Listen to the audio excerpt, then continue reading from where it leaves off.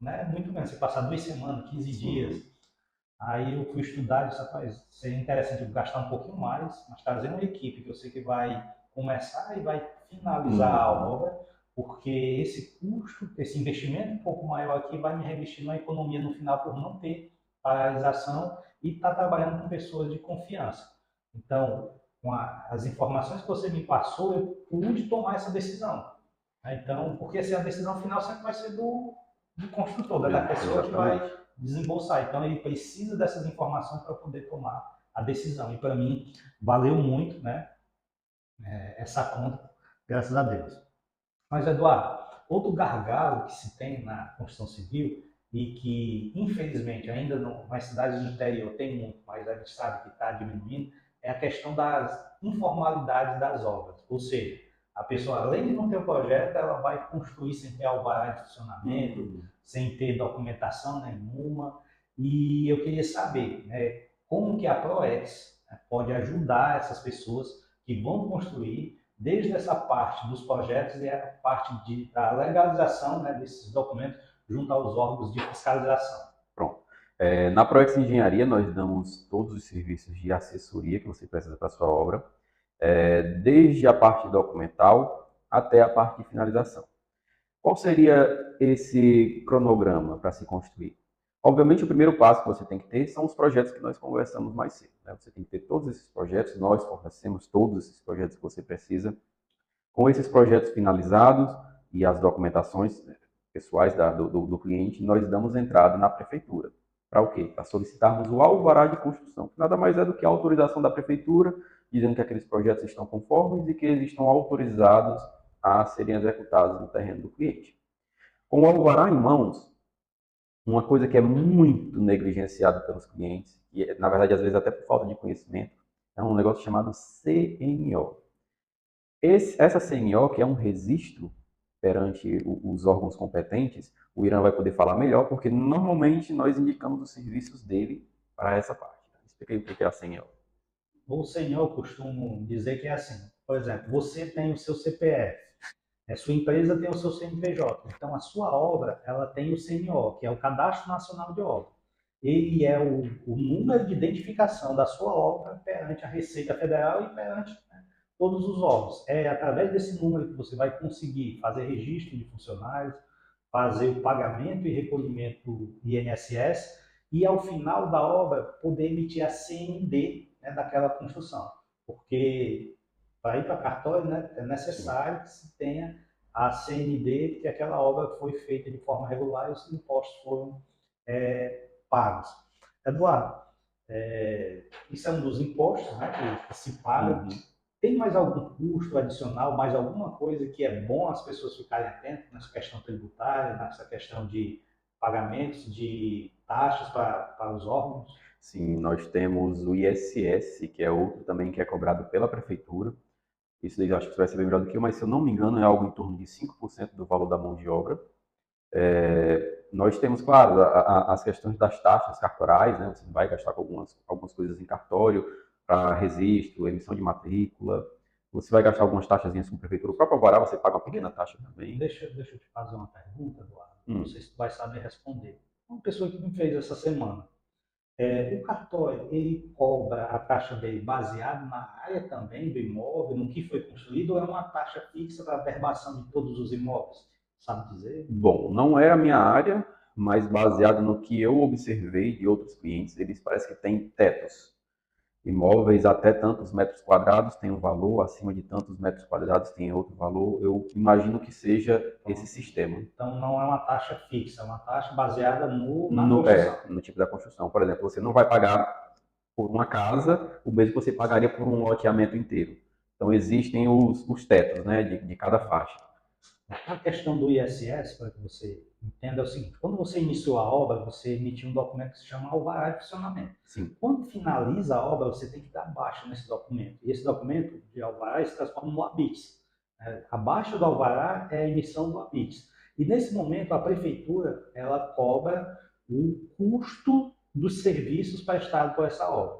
E aqui, Eduardo, uma coisa que eu descobri aqui na nossa cidade, mas que também tem vários municípios, é que você consegue reduzir esse ISS, como? Desde que você tenha notas dos prestadores de serviço. Por quê? Porque o que a prefeitura está cobrando é o ISS. Então, se você teve lá um camarada que prestou um serviço de elétrica, ele te emitiu uma nota fiscal, ele já recolheu o imposto, então você já não precisa recolher aquele imposto dele.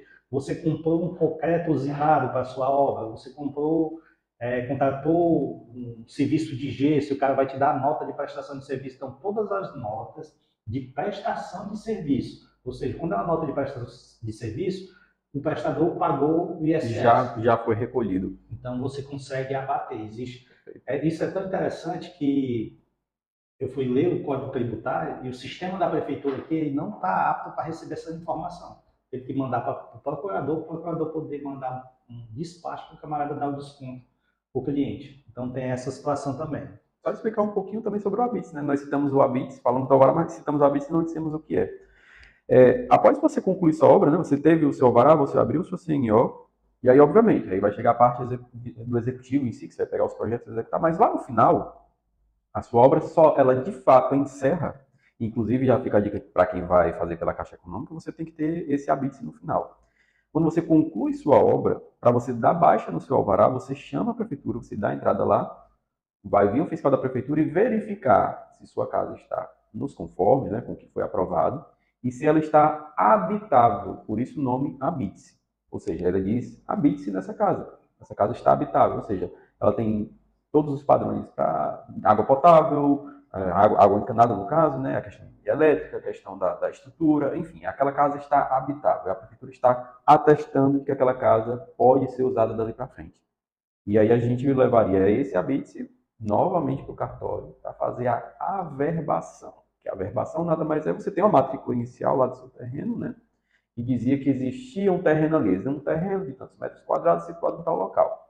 A averbação nada mais é do que você adicionar informação naquela matrícula de que agora lá existe uma casa de tantos metros quadrados com as devidas certidões negativas de débito de todos os órgãos, né? Tanto municipal, estadual e federal. E o Irã quiser dar uma palavrinha sobre isso. Eu estava pensando muita coisa. Ixi. Deixa eu dizer que Eduardo, é exatamente isso que você acabou de explicar. Finalmente é o registro, é a documentação do cartório, mas antes tem todos esses passos, tem o ABIT, tem a CND, tem a regularização de toda essa documentação, e isso é um serviço que você também, né, auxilia, né? A gente auxilia as pessoas nesse processo. Eduardo, a gente falou de documentação, né, de finalização de tudo, mas eu queria que você falasse um pouco dos desafios, né, que o empresário não, o construtor, né, ele vai ter, mas que com a ajuda, né, de um profissional e de uma empresa assim como a sua, ele vai conseguir superar, né, de forma a ter êxito no seu projeto. Pronto, nós temos alguns desafios, principalmente aqui para a nossa região de Cascavel, do Litoral Leste. Claro, isso é meio que nacional. O padrão das casas está subindo ano após ano. Antigamente nós tínhamos construções muito simples aqui, pelo menos na nossa região as casas eram muito simples, eram muito tranquilas de serem executadas, parede sobre parede, pequenos vãos. Então eram estruturas que ofereciam menos riscos, mesmo para aqueles que negligenciavam a questão de segurança. Hoje em dia, a cultura da construção no Brasil tem adotado mais os projetos arquitetônicos, projetos mais bem elaborados, projetos mais arrojados, com vãos livres maiores, estruturas em balanço, casas de médio e de alto padrão.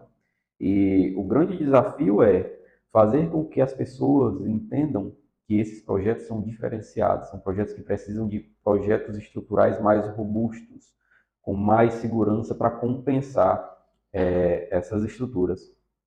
Então, não dá para se negligenciar um bom projeto estrutural. Você que é construtor e tem medo de fazer uma construção dessa, peça ao seu cliente para contratar um engenheiro. Faça questão de ter um projeto estrutural e um acompanhamento da obra, porque mesmo que você tenha o seu CNPJ da sua construtora e você não tem um engenheiro responsável, você vai ser responsabilizado. Então, as casas estão subindo de padrão e os projetos também devem subir de padrão juntamente com esses imóveis. Um outro grande desafio que nós temos agora, esse especificamente aqui no Litoral Leste, em que poucas pessoas sabem, eu sei que a gente na escola aprende que o Brasil é a terra das maravilhas, nós não temos terremotos, nós não temos isso, né? Gente, isso também é um mito parcial. Não é que nós não temos terremotos, nós não temos aqueles grandes terremotos, mas nós temos sim sismos. Não por conta das placas tectônicas, mas nós temos as acomodações de terra. E aqui em Cascavel, nessa região aqui do litoral leste, aqui próximo, aqui no Ceará, nós temos um tipo de sismo ocasionado pela acomodação de terra. Quando existem buracos na nossa estrutura geológica, que às vezes esses buracos eles se compactam e causam um tremor. E esse tremor pode chegar num sismo considerável para abalar e às vezes até derrubar estruturas. Eu estava vendo alguns dias atrás, acho que no Jornal o Povo, foi em alguns veículos de imprensa bem famosos, de que especialistas falam que talvez no máximo 50 anos nós tenhamos um sismo de aproximadamente 5 pontos aqui na região. Gente, um sismo de 5 pontos pode não ser uma estrutura para se derrubar um prédio lá em Fortaleza, porque são prédios bem feitos, mas se a sua estrutura ela não tiver condizente com isso, ela vai rachar e ela pode ruir. É um prejuízo que você pode ter. Então, atente-se nisso também. Aqui no Cascavel, né, se eu não me engano, para as localidades do Brito, Bem tem muitos, comum. né, já essas movimentações, né, de terra. Né? Vira e mexe, acho que esse ano nós já tivemos um de 2 ou de 3 pontos, às vezes acontece de madrugada. Você pode observar, de vez em quando você passa numa casa, você vê alguma rachadurazinha. Agora você imagina um de 5 pontos. Então, não negligencie, é a segurança da sua família. Às vezes é um pouco mais que você vai gastar, mas o prejuízo pode se tornar muito maior. Se sua estrutura ruir, amigo, e não é nem só a questão do sismo. Se você está fazendo sua casa, eu vou até falar um relato, eu fui chamado para verificar uma estrutura de um imóvel de médio alto padrão, tá? Chegando lá, ele tinha uma varanda gourmet com uma viga, um vão de 6 metros aproximadamente, 6 metros, 6 metros e meio com uma viga. E uma rachadura quase de uma ponta a outra, abrindo. Obviamente, nós constatamos que a viga estava menor do que o que deveria, então, obviamente, ela devia estar trabalhando, ela não estava com o momento correto para poder segurar. E aí, durante a inspeção, que nós tivemos que refazer a viga, que nós tivemos que fazer o escaneamento da estrutura, nós descobrimos que a ferragem não estava amarrada.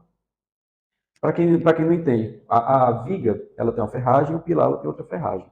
Essas ferragens elas se encontram e são ponteadas, são viradas e ponteadas, para elas se tornarem como se fosse uma estrutura só.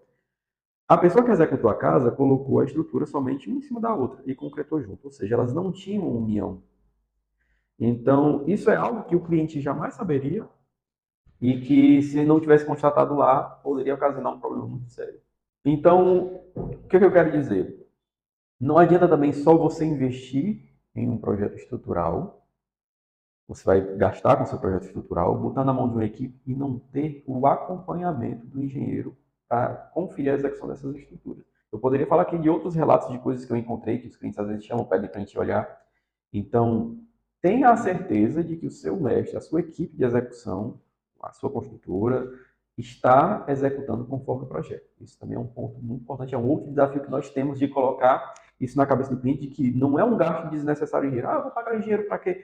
O engenheiro é a sua garantia de que o seu investimento está sendo feito corretamente.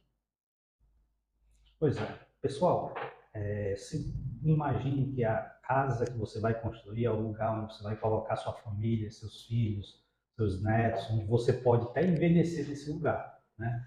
Então, imagine que qual o lugar, né, que você quer estar daqui a 10, porque até um ponto, né, Eduardo? Às vezes a gente vai construir uma casa agora, mas a gente tem que pensar também daqui a 10, 20 anos, Sim. né? Porque a pessoa pode estar morando nessa casa.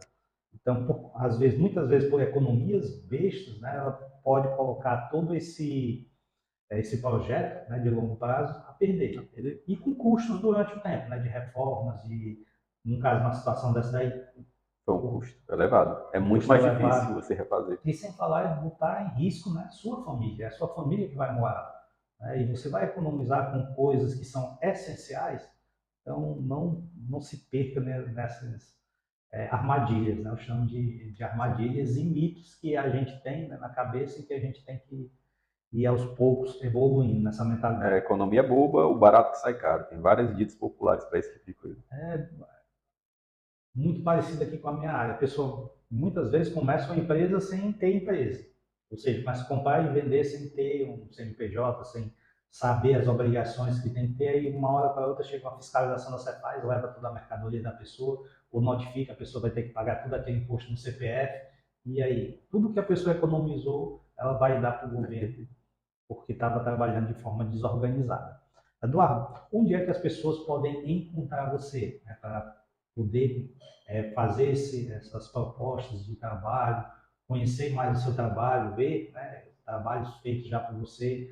Então, diga aí como que as pessoas podem entrar em contato com você.